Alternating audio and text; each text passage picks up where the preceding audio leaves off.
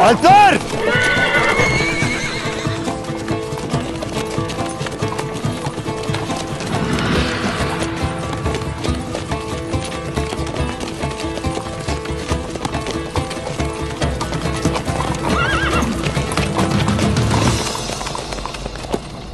Önüm sıra ok atarsınız. Pusatsız karşıma çıkarsınız. Dost musunuz, düşman mısınız?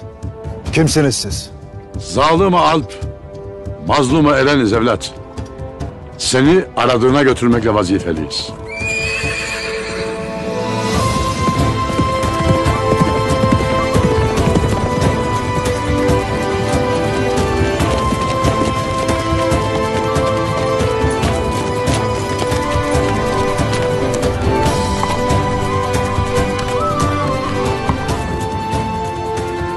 Şimdi de Türk kılığındasın.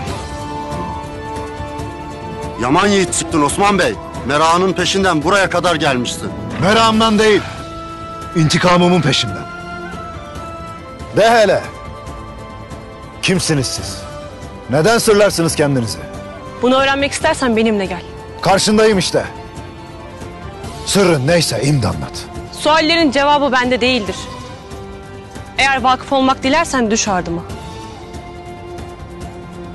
Dilediğin hakikat değilse de var git yoluna. Lakin gideceğimiz yere yalnız gitmemiz icap eder. Alplerine diyesin.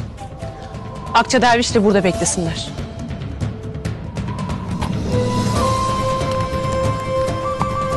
Alpler, bekleyesiniz.